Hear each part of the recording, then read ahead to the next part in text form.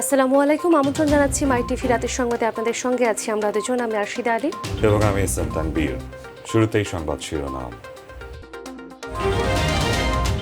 প্রতিদ্বন্দ্বিতাপূর্ণ মার্কিন প্রেসিডেন্ট নির্বাচনে 5 রাজ্যের ফলাফলে ঝুলে আছে ট্রাম্প বাইডেনের ভাগ্য। সরকার গঠনের প্রস্তুতি নিচ্ছে ডেমোক্রেটরা।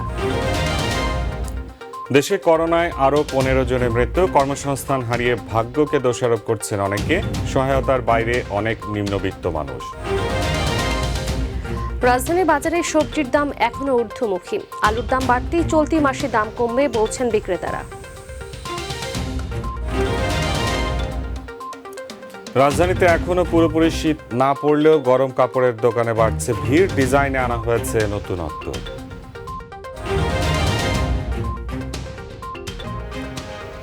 শুনলেন শিরোনাম, এবারে বিস্তারিত। শুরুতেই মার্কিন প্রেসিডেন্ট নির্বাচন প্রসঙ্গ।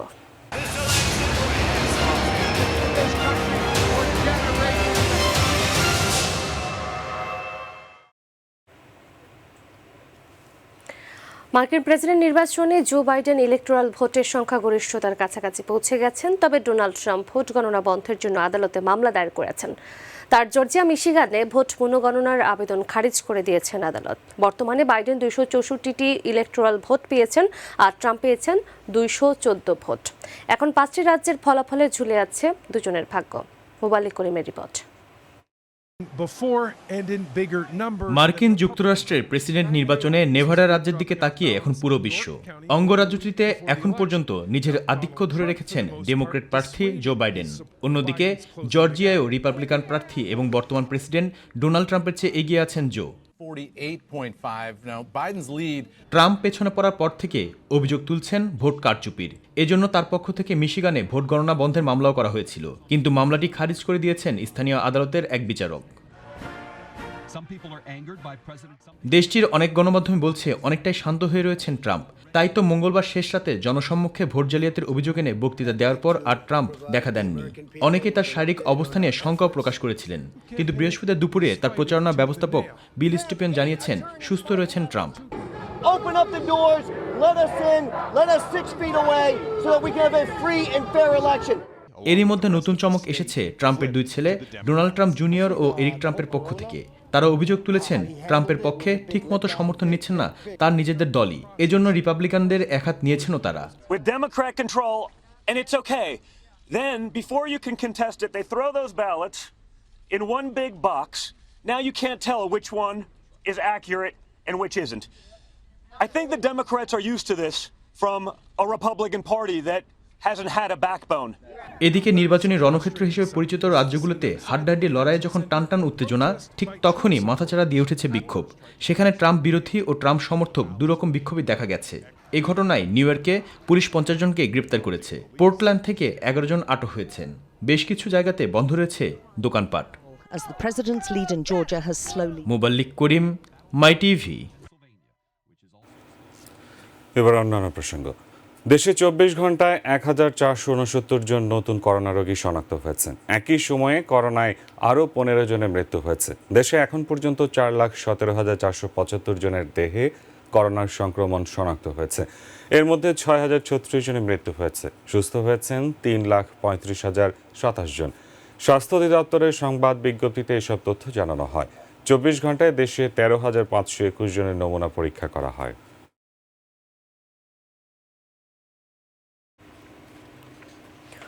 করোনা কেড়ে নিয়েছে অসংখ্য মানুষের কর্মসংস্থান। এতে যেমন বেড়েছে ভোগান্তি, তেমনি অনেকে এ পরিস্থিতিকে ভাগ্যের দোষ বলেই সান্ত্বনা দিচ্ছেন পরিবারকে।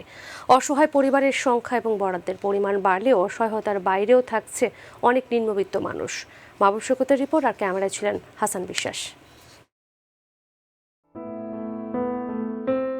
করোনাকালীন অসহায়ত্ব বেড়েছে সব শ্রেণীর মানুষের মধ্যে।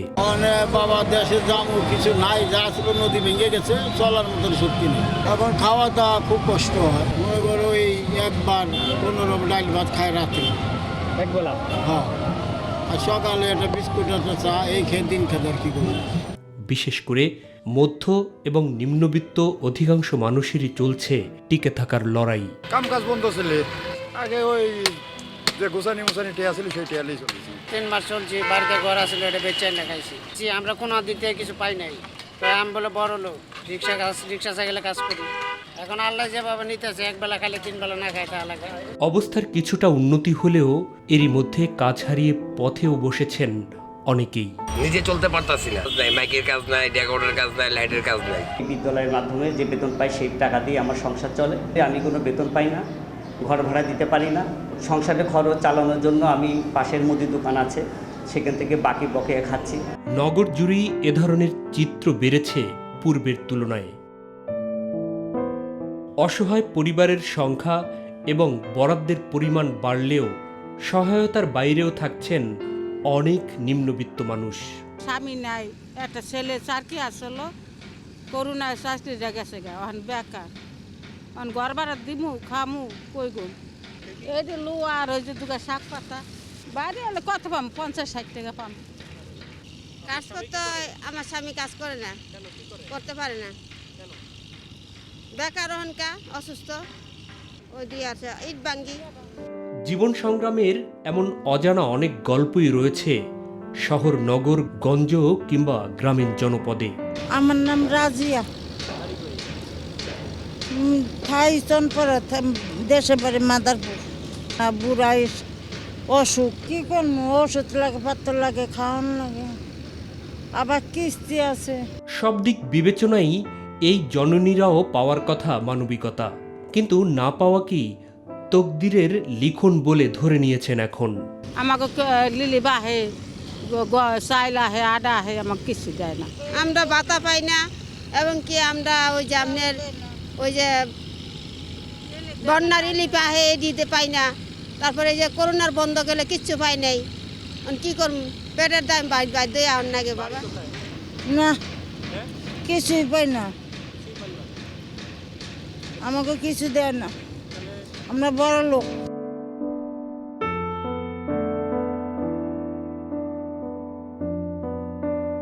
আঙ্গুরি কিংবা মঙ্গুরি বেগম অথবা চানবান বানুদের মতো এরকম শত শত অসহায় মানুষ রয়েছে এই সমাজে, যাদের দিন কাটে অর্ধাহারে কিংবা অনাহারে।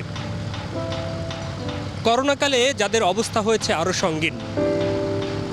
বিত্তশালী এবং সরকারের সংশ্লিষ্ট বিভাগ অসহায় এই মানুষগুলোর দিকে এগিয়ে আসবে এবং খুঁজে বের করে সহায়তার হার বাড়িয়ে দিবে, এমনটাই প্রত্যাশা হচ্ছে বিবেকবান প্রত্যেকের।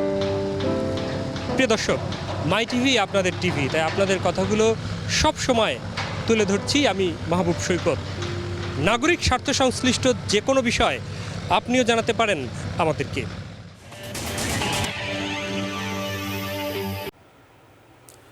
সারা দেশে শীতের আগমনের বার্তা শুরু হলেও দাম কমার লক্ষণ নেই সবজির বাজারে। উল্টো দাম বেড়েছে বেশ কয়েকটি পণ্যের, তাতে হতাশ সাধারণ মানুষ। বিক্রেতারা বলছেন চলতি মাসেই নিয়ন্ত্রণে আসবে সবজির বাজার। এস এম আরিফের রিপোর্ট। সারা বছর যেমনই থাক, শীত মৌসুম শুরু হতেই নাগালে আসে সব ধরনের সবজির দাম। তবে এবছর যেন তার উল্টোটা। কয়েক মাস ধরে অস্বাভাবিক সবজির বাজার এখনও সাধারণ মানুষের নিয়ন্ত্রণের বাইরেই। নতুন করে বেড়েছে সিম, বেগুন সহ বেশ কয়েকটি পণ্যের দাম। আজকে আমি বাজার করতে এসে বললাম না 2 ঘন্টা আমি শুধু ঘুরছি, কিন্তু বাজার করার মতো মানে আমার ইচ্ছা হচ্ছে না। কিন্তু এখন বাজার তো না নিয়ে গেলে বাসায় খাবো কি? অনেক সবজি উঠতেছে। আমার বাড়ি কিন্তু দেশের বাড়িতে, গ্রামের বাড়িতে। হ্যাঁ, আমারও টুকটাক আমার ছোটো ভাই সেও কিছু কিছু আবাদ করতেছে, কিন্তু দামটা আসলেই এটা কিছুটা ক্রয় ক্ষমতার বাইরে। এই দেশে তো আসলে রিজনেবল বলে কোনো জিনিসই নাই, কারণ ভোক্তা পর্যায়ে সব কিছু সরতেছে, খালি মধ্যস্বত্বভোগী যারা আছে তারা খালি পয়সা কামাচ্ছে। বিক্রেতারা বলছেন নতুন মৌসুমের ফসল এখনো বাজারে না ওঠায় আশানুরূপ কমছে না দাম। যেটা বাজারে কম আসতেছে, আবার মানে দাম একটু বাড়তে, কারণ এতদিন তো এক করে 4-4 বার বন্যা হলো দেশে। বর্ষা গেল, বন্যা গেল, এতে মাল তো হয় নাই, এই কারণে হলো দাম বেশি। 10-15 দিন গেলে প্রচুর আমদামি হয়ে যাবে, কোভিড দামটা ছিম দামটা একটু বাড়তি। এদিকে কয়েক দফা অভিযানের পরেও এখনও নিয়ন্ত্রণে আসেনি আলু ও চালের বাজার। যদিও আড়তদাররা বলছেন 1 সপ্তাহের মধ্যে স্বাভাবিক হবে আলুর বাজার। 35টার নিচে বিক্রি করা হবে। যে আলু আছে এই আলু কি করবে, ভালো লাগবে না। তো যার কাছে সবাই যখন বিক্রি করবে তখন সরকারের রেট চেয়ে নিশ্চয় পড়বো আলুর দাম। তবে নতুন মৌসুমের ধান না আসা পর্যন্ত চালের দাম কমার সম্ভাবনা দেখছেন না ব্যবসায়ীরা। এবং সরকার যে তদারকির জন্য যে মনিটরিং টিম করে দিয়েছে সেই টিমের কার্যকারিতা আসলে চালের বাজারে নাই। এই মৌসুমটা আসলে যদি কিছুটা কমে আর কি, একটা সাপোর্ট, এই সাপোর্টটা যদি হয় তাহলে হয়তো বা কিছু কমতে পারে। প্রভাব পড়ছে আমাদের যেরকম মাস পলা হিসেবে কাস্টমার হওয়ার কথা, কাস্টমার ক্রেতা কম। SM আরিফ, মাই টিভি, ঢাকা। রাজধানীতে এখনো পুরোপুরি শীত না পড়লেও হিমেল পরশ লাগতে শুরু করেছে শরীরে, আর পোশাকের বাজারে তার আঁচ পাওয়া যাচ্ছে। শীতকে কেন্দ্র করে নানা রং আর ঢঙের পোশাক আসতে শুরু করেছে বিভিন্ন শপিং মলগুলোতে। তবে তুলনামূলক ক্রেতাদের উপস্থিতি কম বলছেন বিক্রেতারা। শিউলি রোজা রিপোর্ট। শীত মানেই যেন ফ্যাশনের মৌসুম। নানা রং ও ডিজাইনের শীতের পোশাক দেখা যায় এই মৌসুমে। রাজধানীর বিভিন্ন মার্কেটে উঠতে শুরু করেছে শীতের পোশাক। এবারও পোশাকে এসেছে বৈচিত্র্য। পুরনো ও নতুন ফ্যাশনের সংমিশ্রণে জমে উঠেছে পোশাকের বাজার। দোকানীদের কাছে আগেই হয়তো শীতের আগমনী বার্তা পৌঁছেছে, তাই তো দোকানে গরম পোশাকের যেন কমতি নেই। কিন্তু করোনা আর ঝেঁকে শীত না পড়ার কারণে ক্রেতাদের উপস্থিতি কম বলছেন বিক্রেতারা। শীত তো মোটামুটি শুরু হয়েছে, কিন্তু এখনও মার্কেটে ওইভাবে কাস্টমার নাই। কিন্তু আমরা কিন্তু শীতের জন্য পর্যাপ্ত যে পরিমাণ আমাদের কালেকশন করা দরকার সেটা কিন্তু অলরেডি আল্লাহর রহমতে আমরা কালেকশন করে ফেলছি। কাস্টমার এখনো পুরোপুরি আসে নাই, মোটামুটি যেমন গত বছরের তুলনায় কাস্টমার এবার খুবই কম। আমাদের এখানে সব শ্রেণীর কাস্টমার যাতে কিনতে পারে, উচ্চবিত্ত মধ্যবিত্ত সবাই কিনতে পারবে এই শ্রেণীর প্রোডাক্টই আছে। আর ম্যাক্সিমাম আপনার আমাদের এখানে এখন সেল খুবই খারাপ। আমরা উইন্টারের মাল আছে অ্যাভেলেবেল, কিন্তু কাস্টমার নাই। এদিকে শীতের শুরুর দিকে দাম তুলনামূলকভাবে কম হবে এই ভেবে অনেকেই সাধ্যের মধ্যে নিজের ও পরিবারের জন্য শীতের পোশাকটি আগেই কিনে নিচ্ছেন। বাসা আর কি রংপুর, ওখানে আগেই চলে আসছে, বাট 2 দিন থেকে একটু বেশি মনে হচ্ছে। শীত শুরু হয়ে গেছে, আমি জ্যাকেটটা কিনতে আসছি। নিজের জন্য, ফ্যামিলির জন্য শীতের পোশাক কিনতেছি। শীত তো শুরু হয়ে গেছে, এর জন্য কি আসছি কিনতে, ছেলের জন্য, নিজের জন্য। যে হঠাৎ করে শীত পড়তেছে তো আসলাম কেনাকাটা করতে সবার জন্যই, আমার জন্য, সবার জন্য, বাসার সবার জন্য কেনা। অনেক শীত অনুভব করতেছি, এই কারণে নিজের পরিবারের জন্য, আমার 2টা বাচ্চা আছে, 2টা ছেলে, ওদের জন্য শীতের পোশাক কিনতে আসছি। সব মিলে দামটা একটু বেশি হতে পারে লকডাউনের কারণে, আদারওয়াইজ দাম আগের মতোই। গত বছর শীত তুলনামূলক কম হওয়ায় কিছুটা ক্ষতির মুখে পড়েছিলেন বিক্রেতারা। এবছর সেই ক্ষতি কাটিয়ে ওঠার প্রত্যাশা করছেন তারা। শিউলি রোজা, মাই টিভি, ঢাকা। আশুলিয়ার জিরাবতে অভিযান চালিয়ে 4 ব্যক্তিকে আটক করে অবৈধভাবে আটক করা পাখি উদ্ধার করে বন ও পরিবেশ অধিদপ্তর। অধিদপ্তরের কর্মকর্তারা জানান, বগুড়ার বিভিন্ন এলাকা থেকে এসব পাখি ধরে শিকারীরা। পাখিগুলো বিক্রির উদ্দেশ্যে তারা জিরাবো নিয়ে আসলে অভিযান চালিয়ে তাদের আটক করা হয়। পরে র্যাবের নির্বাহী ম্যাজিস্ট্রেট সারোয়ার আলম জানান, আটক হওয়া 4 জনকে 1 বছর করে কারাদণ্ড দেওয়া হয়েছে। দুপুরে ঢাকা বিশ্ববিদ্যালয়ের কার্জন হল এলাকায় পাখিগুলো অবমুক্ত করা হয়।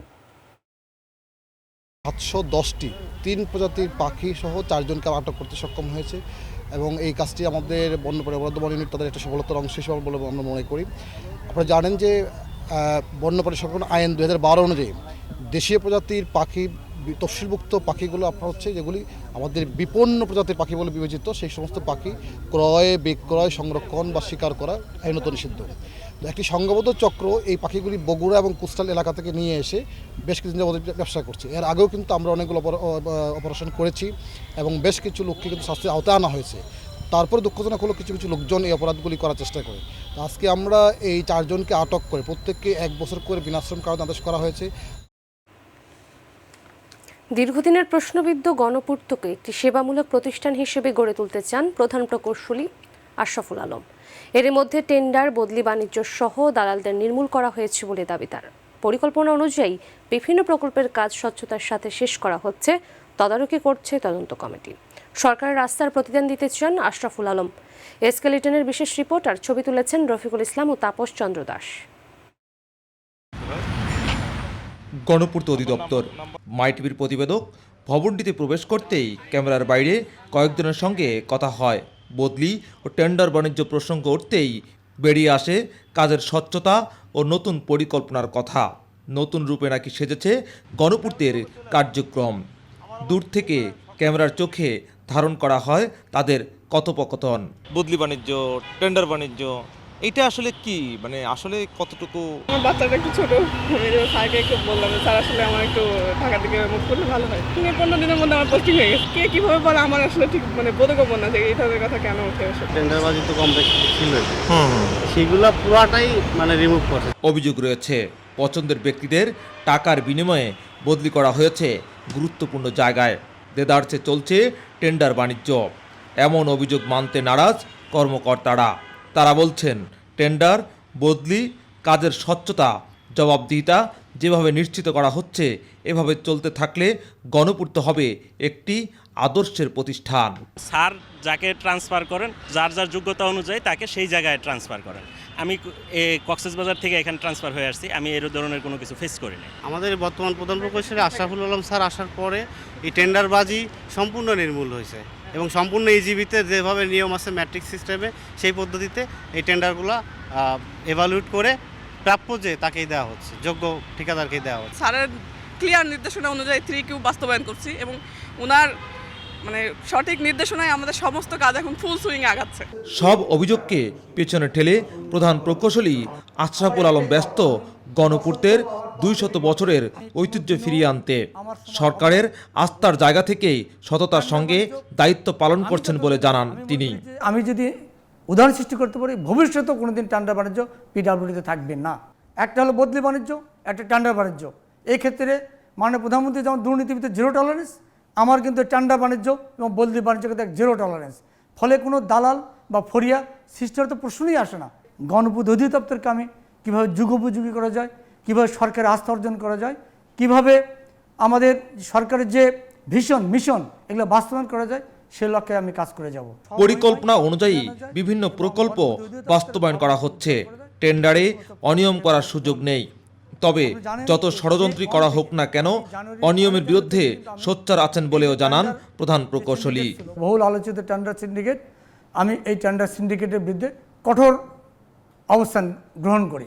বিতর্কিত ঠিকাদার যে টেন্ডার সিন্ডিকেট ছিল, তার যে সমস্ত কাজ ছিল, তার যে সমস্ত দরপত্রগুলো ছিল, এগুলো আমরা সরকারের নির্দেশনা এগুলো আমরা বাতিলের প্রক্রিয়া গ্রহণ করি। কিছু কিছু কাজ হাফ ডান করা ছিল, অনেকগুলো কাজ 50%, অনেকগুলো কাজ 10% এগুলো সম্পন্ন ছিল।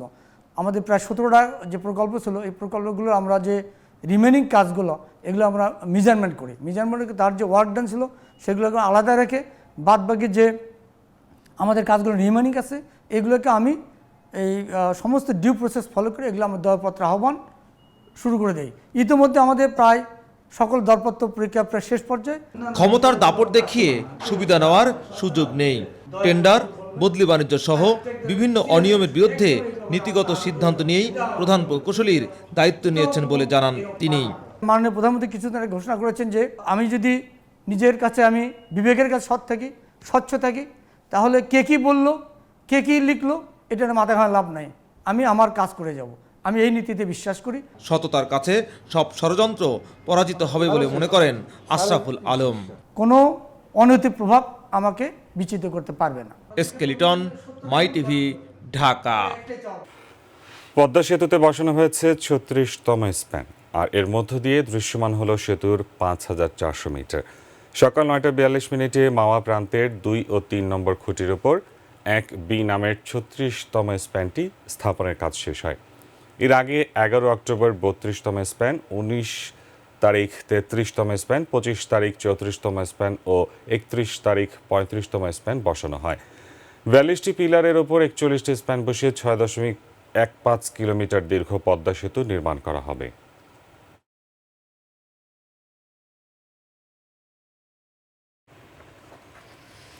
ব্রাহ্মণবাড়িয়ার কসবায় ট্রাক, সিএনজি ও মাইক্রোবাসের ত্রিমুখী সংঘর্ষে একই পরিবারের 4 জন নিহত, 4 জন আহত হয়েছেন।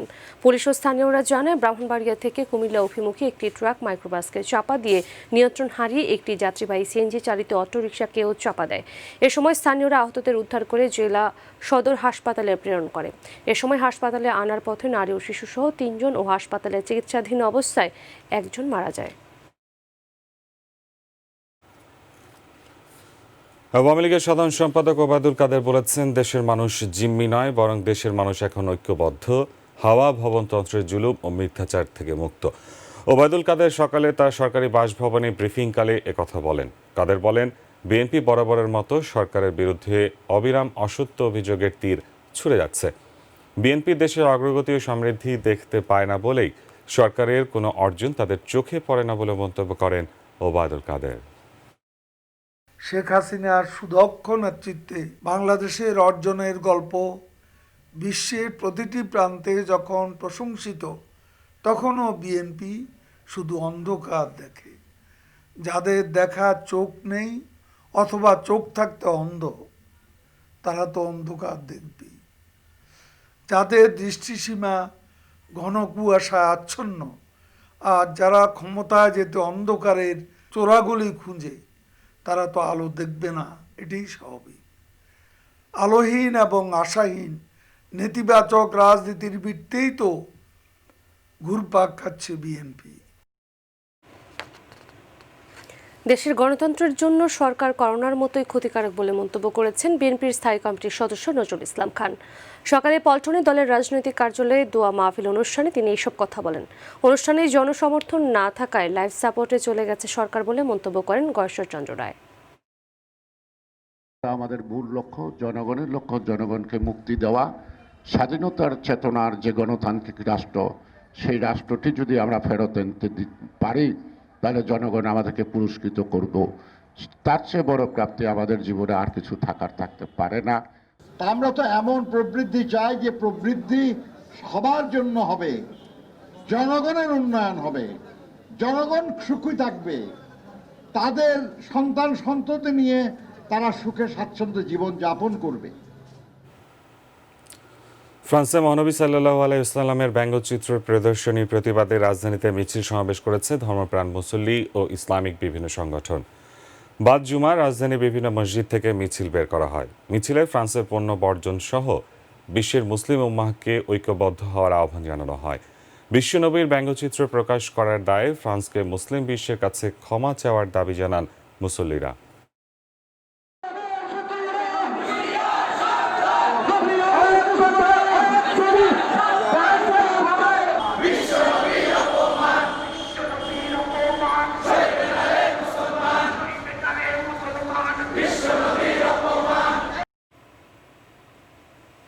বরিশালের চরকাউয়ায় ফিটনেসবিহীন বাস দিয়ে চলছে যাত্রী সেবা, নেই কোনো বাস স্ট্যান্ড। এতে দুর্ভোগ পোহাতে হয় যাত্রীদের। সমিতি স্ট্যান্ডের নামে বাস প্রতি টাকা রাখলেও হিসাবে রয়েছে গরমিল। পারভেজ রাসেলের রিপোর্ট। বরিশাল চরকাওয়া মিনিবাস মালিক সমিতির কাছে যেন জিম্মি এ রুটে চলাচল করা কয়েক হাজার মানুষ। এখান থেকে প্রতিদিন গড়ে 20,000 মানুষ 60টি রুটে 60টি বাসে যাতায়াত করে। অথচ একটি স্ট্যান্ড না থাকায় রাস্তায় নামিয়ে দেয়ায় যাত্রীদের পড়তে হয় দুর্ভোগে। বাচ্চা কাচ্চা থাকলে একটু ব্যাগ বেশি থাকে, তো এখান থেকে হচ্ছে যে হেঁটে যেতে হয় অনেক দূর পর্যন্ত। রাস্তা দুই সাইডে গাড়ি রাখে, পাবলিক হাঁটতে না, অ্যাক্সিডেন্ট হয়। সরকারের পদক্ষেপ নেওয়া হচ্ছে গাড়িগুলো স্ট্যান্ড করার জন্য। তার উপর অধিকাংশ বাসের নেই ফিটনেস, চালকের নেই ড্রাইভিং লাইসেন্স। যে কোনো সময় ঘটতে পারে বড় ধরনের দুর্ঘটনা। আমার গাড়ির কাগজের সাথে আমি লাইসেন্স রাখছি আমার দোকানে, যেটাকে আমরা তৈলই ওই থেকে জমা রাখি। রোড তো আমি গাড়ির কাগজ টাগজ সব। রাস্তা ভাঙ্গা শুরু তো আমাদের লাইসেন্স পড়িয়ে যায় বা থাকে না, এই জন্য আমরা লাইসেন্স গাড়িতে রাখতে পারতেছি না। সমিতি স্ট্যান্ডের নামে বাস প্রতি বছরে 60 টাকা করে নেওয়া হলেও কয়েক লাখ টাকার হিসেবে রয়েছে বড় ধরনের গরমিল। অনেক সভাপতি, সেক্রেটারি আইসে গেছে মালিক সমিতি, কিন্তু কেউই কোনো কাজ করে না। এ জায়গার যে টাকা পয়সা কোথায় কি যায় একমাত্র তারাই জানে। বিষয়টি নিয়ে হতাশ সচেতন মহল। এই বিষয়ে বাস মালিক সমিতির সভাপতি জানান, বাস স্ট্যান্ড ব্যয়বহুল জায়গা, তাই টাকা লাগে। আমাদের স্টাফ আছে 13 জন, তাদেরকে ডেলি বেসিসে পয়সা দেওয়া লাগে, এজন্য খুবই সামান্য আমাদের কালেকশন থাকে। বাস স্ট্যান্ডের বিষয়টা হলো একটা ব্যয়বহুল। ফিটনেসবিহীন কোনো গাড়ি রাস্তায় চলতে দেয়া হবে না দাবি বিএমপি কমিশনারের। গাড়িগুলো যেভাবে ফিটনেস থাকা উচিত সেটি অবশ্যই থাকতে হবে। সেটি যদি না থাকে তাহলে এই গাড়িগুলো তো আসলে রাস্তায় চলতে পারবে না। সেক্ষেত্রে ট্রাফিক পুলিশ অবশ্যই কঠোর আইনগত ব্যবস্থাগুলো নেবে। সকল অনিয়ম বন্ধ করে পুলিশ সঠিক আইন প্রয়োগের পাশাপাশি এ রুটে বাস চলাচল নিরাপদ করে সরকার দ্রুত একটি বাস স্ট্যান্ড নির্মাণ করবেন, এমনটা দাবি এ অঞ্চলের প্রতিটি মানুষের। পারভেজ রাসেল, মাই টিভি, বরিশাল। বর্ষার পানি কমতে শুরু করায় প্রবল স্রোতে ব্রাহ্মণবাড়িয়ার নবীনগরে নদী ভাঙন তীব্র আকার ধারণ করেছে। এরই মধ্যে প্রায় 20টি বসতবাড়ি নদী গর্ভে বিলীন হয়ে গেছে। এদিকে অবৈধভাবে বালু উত্তোলন করায় নদী ভাঙন আরও ভয়ঙ্কর আকার ধারণ করতে পারে বলে আশঙ্কা স্থানীয়দের। প্রতিনিধি শ্যামাপ্রসাদ চক্রবর্তী শ্যামলের প্রতিবেদন, জানাচ্ছেন মুবালিক করিম। ব্রাহ্মণবাড়িয়া নবীনগর উপজেলার উপর দিয়ে বয়ে গেছে স্রোতস্বিনী মেঘনা নদী। বর্ষা মৌসুম শেষে পানি কমতে শুরু করলে প্রতি বছর তীব্র স্রোতে ভাঙনের মুখে পড়ে অসংখ্য ঘরবাড়ি আর ফসলি জমি। স্থানীয়দের অভিযোগ, নদী থেকে অবৈধভাবে বালু উত্তোলনে এই ভাঙন আরও ভয়াবহ রূপ পাচ্ছে।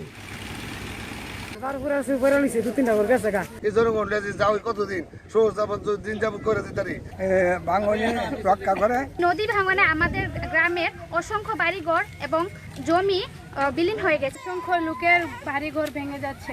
এই গ্রামে প্রতি বছরই শত শত ঘর বাড়ি, শিক্ষা প্রতিষ্ঠান, স্কুল কলেজ, মসজিদ মাদ্রাসা নদী গর্ভে বিলীন হয়ে যাচ্ছে। এই ডেজার দেওয়া বাড়ি উত্তোলনের কারণে আমাদের গ্রামটা একবারে ধ্বংসের পথে। উপজেলা নির্বাহী কর্মকর্তা বললেন, অভিযান চলছে। ইতিমধ্যে এখানে বাদ দেওয়ার জন্য এবং সেই জায়গাটাকে বিভিন্ন ধরনের ভাবে আটকে দেওয়ার জন্য আমরা অনেকগুলো কাজ করছি এবং এর এই অংশ হিসাবে অতিরিক্ত সচিব পানি বোর্ডের এক স্যার এসেছিল, ওনার নেতৃত্বে আমরা কাজগুলো করছি। অবৈধভাবে বালু উত্তোলনের জন্য জরিমানা সহ জব্দ করা হয়েছে যন্ত্রপাতি। ডিজারের মাধ্যমে বালু উত্তোলন করায় আমরা মোবাইল কোর্ট পরিচালনা করেছি এবং সেখানে জয় বাংলা এন্টারপ্রাইজ নামে প্রতিষ্ঠানকে 4 লক্ষ টাকা জরিমানা করা হয়েছিল। স্থানীয় সংসদ সদস্য এবাদুল করিম বুলবুলের নির্দেশে নদীর তীরবর্তী গ্রামগুলো রক্ষায় তাৎক্ষণিক ব্যবস্থা নেওয়ার কথা জানালেন এই নেতা। এবং গত কিছুদিন যাবৎ খুব বেশি ভাঙতেছে বলে এমপি মহোদয়ের অনুরোধে এবং সরকারের নির্দেশেই আমরা আজকে এই নদী ভাঙন যে সিনিয়র সচিব সহ সহকারী সচিব এবং ইঞ্জিনিয়ার সাহায্য সহ আমরা এইগুলো দেখতে আসছি। 2022 সাল নাগাদ প্রকল্পের কাজ শেষ হলে নদী ভাঙন রোধ হবে বললেন এই অতিরিক্ত সচিব। এস্টিমেট নিয়ে তড়িৎ গতিতে যেভাবে কাজ করা যায়, বাড়িঘরগুলোকে রক্ষা করা যায়, সেই ব্যবস্থা নেওয়ার জন্যই করতেছে। আর যে প্রকল্পটা আমরা নতুন নিব সেইটার মধ্যে ওই যে প্রথম যে ভাঙনটা, এটা যাতে অন্তর্ভুক্ত করা যায় সেই ব্যাপারে তাদেরকে ব্যবস্থা গ্রহণ করার জন্য। ভুক্তভোগীদের দাবি নির্দিষ্ট সময়ের মধ্যে কাজ সম্পন্ন করার। মুবাল্লিক করিম, মাই টিভি, নিউজ ডেস্ক। এবারে আমাদের কৃষি।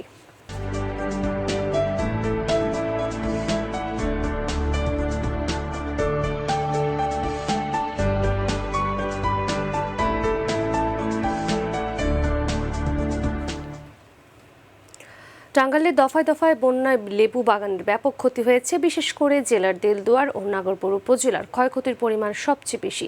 বন্যার পানি সরে যাওয়ার পর এখন বাগানের অধিকাংশ গাছই মরে যাচ্ছে। এই ক্ষতি কাটিয়ে উঠতে বিনা সুদে ঋণ চাইছেন চাষিরা। প্রতিনিধি মোহাম্মদ আনিস খানের তথ্যচিত্রে আলোচনা আছেন নূর মোহাম্মদ। টানা কয়েক দফা বন্যায় টাঙ্গাইলের দেলদুয়ার ও নাগরপুর উপজেলার অন্যান্য ফসলের পাশাপাশি এবার ব্যাপক ক্ষতি হয়েছে লেবু বাগানের। এখানকার বাগানগুলোর অধিকাংশ গাছেরই এখন এ অবস্থা, আর যেগুলো বেঁচে আছে তাও দিন দিন মরে যাচ্ছে।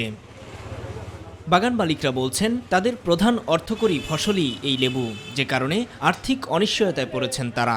এবার সরকার বন্যায় যে ক্ষতিটা হয়েছে এটা অপূরণীয়।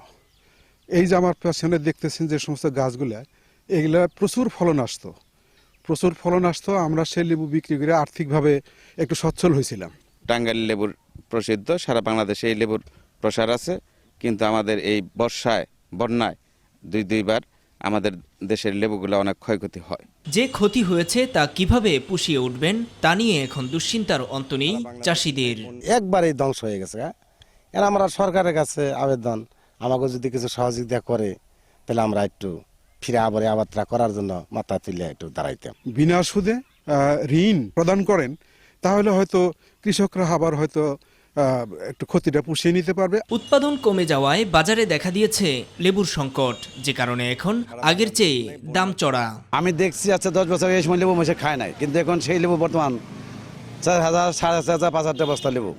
বাজারে চাহিদা আছে কিন্তু মাল নাই, যার দরুন মনে করেন আমাদের এখানে এই মালটা ডেলিভারি দিতে কষ্ট বেশি হয়। কৃষি অফিস বলছে ক্ষতিগ্রস্ত চাষিদের আনা হবে প্রণোদনার আওতায়। আপাতত আমরা পরিচর্যার মাধ্যমে এই লেবুর গাছগুলো ফিরিয়ে আনা যায় কিনা এবং যেগুলো একেবারেই নষ্ট হয়ে গেল সেই লেবু বাগানগুলোকে অন্য কোনোভাবে, লেবু সরাসরি চারা যদি এই মুহূর্তে নাও দিতে পারি, অন্য কোনোভাবে তাদেরকে কৃষি প্রণোদনার মাধ্যমে সহায়তা করার জন্য আমরা আমাদের কৃষি বিভাগ থেকে প্রচেষ্টা চালিয়ে যাচ্ছি। জেলা কৃষি সম্প্রসারণ অধিদপ্তরের তথ্য মতে এবার টাঙ্গাইলে 2100 হেক্টর জমিতে লেবুর চাষ হয়েছে, আর উৎপাদনের লক্ষ্যমাত্রা 43,000 টন। এই ফসলটির উৎপাদন ও বিপণনে অন্তত 10,000 পরিবার জড়িত। নূর মোহাম্মদ, মাই টিভি, নিউজ ডেস্ক। কোভিড-19 মহামারীর প্রাদুর্ভাবের কারণে বাংলাদেশ সহ 34টি দেশকে ঝুঁকিপূর্ণ হিসেবে চিহ্নিত করে কুয়েত সরকারের স্বাস্থ্য মন্ত্রণালয় প্রবেশে নিষেধাজ্ঞা আরোপ করেছে। এদিকে দেশের ছুটিতে আটকে থাকা প্রবাসীরা পড়েছেন মহাবিপাকে। তাই বাংলাদেশ সরকার ও দূতাবাস যেন কুয়েত সরকারের সাথে কূটনৈতিক তৎপরতার মাধ্যমে প্রবাসীদের কর্মস্থলে ফেরার বিষয়ে সুষ্ঠু সমাধানে আসে, এটাই একমাত্র দাবি কুয়েত প্রবাসী বাংলাদেশিদের। এবারে আন্তর্জাতিক সংবাদ।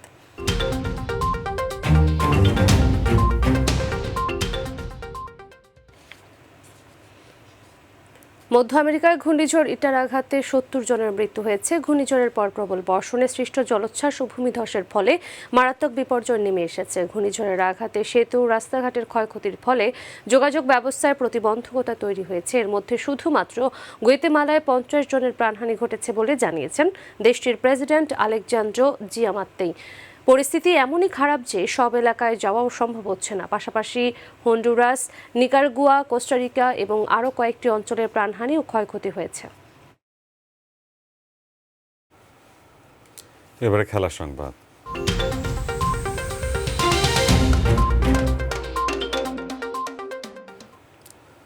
যুক্তরাষ্ট্র থেকে দেশে ফিরেছেন বিশ্বসেরা অলরাউন্ডার সাকিব আল হাসান। গতরাত 2টার পর তিনি হযরত শাহজালাল আন্তর্জাতিক বিমানবন্দরে অবতরণ করেন। এই সময় তাকে স্বাগত জানান তার ভক্তরা। দেশে ফিরেই সাকিব আল হাসান জানিয়ে দিলেন, কঠিন সময়ে সবাই পাশে ছিলেন, তিনি এর প্রতিদান দিতে চান। এস এম আরিফের রিপোর্টে বিস্তারিত।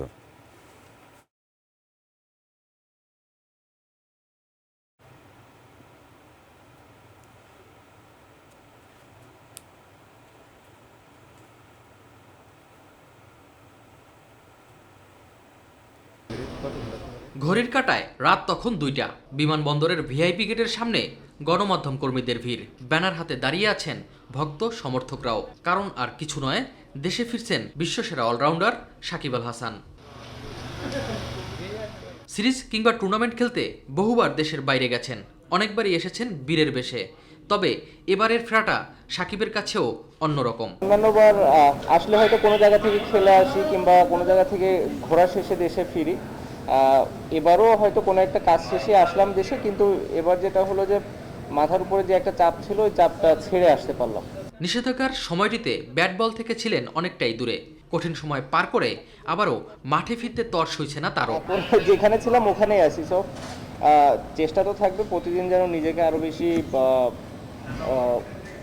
উন্নতি করতে পারি নিজের জায়গা থেকে, এবং নিজের বেস্ট পারফরমেন্সটাকে প্রতিনিয়ত যেন আরও ছাড়িয়ে যেতে পারি। আগের মতোই ফিরতে চান মাঠে, শাসন করতে চান বিশ্ব ক্রিকেটকে। তবে তার জন্য কিছুটা সময়ও চেয়ে নিলেন এই বিশ্বসেরা অলরাউন্ডার। আমি তাড়াহুড়া করতে চাই না, অন্য সবার মতো আমারও সময়ের প্রয়োজন। সো আশা করি এই সময়টুকু পাবো এবং তার ভেতরে নিজেকে আবার ওভাবে আগের মতো তৈরি করে নিতে পারবো। সবকিছু ঠিক থাকলে বঙ্গবন্ধু টি-20 টুর্নামেন্ট দিয়ে আবারও মাঠে ফিরবেন সাকিব আল হাসান। এস এম আরিফ, মাই টিভি, ঢাকা। ভিন্নধর্মী একটি খবর জানিয়ে শেষ করছি সংবাদ। ভারতে প্রথমবারের মতো জিনগত ত্রুটি সংশোধন করে কন্যা জন্ম দিয়ে তার মাধ্যমে বাঁচানো হলো ভাইকে। বোনের কাছ থেকে অস্থি মজ্জা প্রতিস্থাপনের মাধ্যমে ভাইকে থ্যালাসেমিয়া থেকে মুক্ত করার এই বিষয়টি নিয়ে বেশ হইচই হচ্ছে, বিশেষ করে নৈতিকতার প্রশ্নে। আরও জানাচ্ছেন মোবালিক করিম। থ্যালাসেমিয়া, এতে আক্রান্ত হলে রোগীর রক্তে অক্সিজেন পরিবহনকারী হিমোগ্লোবিন কণার উৎপাদনে ত্রুটি দেখা দেয়, যাতে শরীরে হিমোগ্লোবিনের পরিমাণ বিপজ্জনকভাবে হ্রাস পায়। ভারতের পশ্চিমাঞ্চলীয় রাজ্য গুজরাটের অভিজিতের বয়স যখন 10 মাস, তখন তার থ্যালাসেমিয়া ধরা পড়ে। তার বয়স 6 বছরে পৌঁছানোর আগেই তাকে 80 বার রক্ত দেওয়া হয়েছে বলে জানিয়েছেন তার পিতা শাহদেব সিং সোলাঙ্কি। সোলাঙ্কি জানতে পারেন এ রোগ থেকে মুক্তির একটি মাত্র চিকিৎসা আছে, আর সেটি হলো অস্থিমজ্জা প্রতিস্থাপন। তখন তিনি এ বিষয়ে বিস্তারিত খোঁজ খবর নেন। কিন্তু পরিবারের কারোর সাথে অস্থিমজ্জার সঙ্গে অভিজিতের অস্থিমজ্জা ম্যাচ করছিল না। শেষে প্রতিস্থাপনের জন্য দাতা হিসেবে তারা একটি সন্তান জন্ম দেওয়ার সিদ্ধান্ত নেন। এ পদ্ধতিতে প্রথমে ভ্রূণ পরীক্ষা করে দেখা হয় তাতে কোনো রোগ আছে কিনা, থাকলে এর জন্য দায়ী জিনটিকে শনাক্ত করে তার ত্রুটি সংশোধন করা হয়। এর পেছনে খরচ প্রায় 50 লাখ থেকে 1 কোটি। এভাবে প্রি ইমপ্লান্টেশন জেনেটিক ডায়াগনোসিস করে জন্ম দেওয়া হয় বোন কাব্বিয়াকে। কাব্বিয়া সোলাঙ্কির জন্ম 2018 সালের অক্টোবর মাসে। এ বছরের মার্চ মাসে তার বয়স যখন 1.5 বছর, তার দেহ থেকে অস্থিমজ্জা সংগ্রহ করে সেটা তার 7 বছর বয়সী বড় ভাই অভিজিতের দেহে প্রতিস্থাপন করা হয়। বর্তমানে দুজনই সুস্থ আছেন। এদিকে কাউকে বাঁচানোর জন্য জিনগত ত্রুটি সংশোধন করে তার ভাই কিংবা বোন জন্ম দেওয়া কতটা নৈতিক সে প্রশ্ন উঠেছে। অনেকেই বলছেন সন্তান সুস্থ করে তুলতে চাইলে সেখানে অনৈতিকতার কিছুই নেই। এরকম জীবন রক্ষাকারী ভাই কিংবা বোন জন্ম দেওয়ার ঘটনা প্রথম ঘটেছিল যুক্তরাষ্ট্রে প্রায় 20 বছর আগে। তার নাম ছিল অ্যাডাম নাশ। মুবাল্লিক করিম, মাই টিভি। এর সঙ্গে শেষ করছি সংবাদ। শেষ করার আগে সংবাদ শিরোনামগুলো জানিয়ে দিচ্ছে আরও একবার। প্রতিদ্বন্দ্বিতাপূর্ণ মার্কিন প্রেসিডেন্ট নির্বাচনে 5 রাজ্যের ফলাফলে ঝুলে আছে ট্রাম্প বাইডেনের ভাগ্য। সরকার গঠনের প্রস্তুতি নিচ্ছে ডেমোক্রেটরা। দেশে করোনায় আরও 15 জনের মৃত্যু। কর্মসংস্থান হারিয়ে ভাগ্যকে দোষারোপ করছেন অনেকে। সহায়তার বাইরে অনেক নিম্নবিত্ত মানুষ। রাজধানী বাজারে সবজির দাম এখনো ঊর্ধ্বমুখী। আলুর দাম বাড়তেই চলতি মাসের দাম কমবে বলছেন বিক্রেতারা।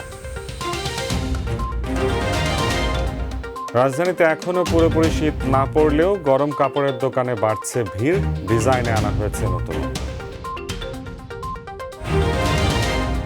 মধ্য আমেরিকায় ঘূর্ণিঝড় ইটার আঘাতে 70 জনের মৃত্যু, ব্যাপক ক্ষয়ক্ষতির আশঙ্কা।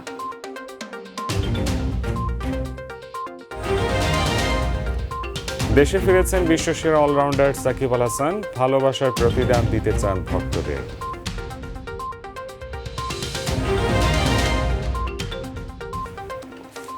এই ছিল এখনকার মতো। এতক্ষণ সঙ্গে থাকা ধন্যবাদ। এছাড়া ইউটিউবে মাই টিভি সংবাদ পেতে ভিজিট করুন youtube/mytvniউজ এবং আমাদের অনুষ্ঠান দেখতে ভিজিট করুন youtube/mytv বাংলা, facebook/mytv বাংলা ও twitter/mytv বাংলা।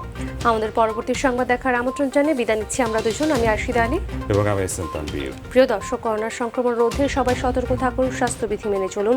আল্লাহ হাফেজ। আল্লাহ হাফেজ।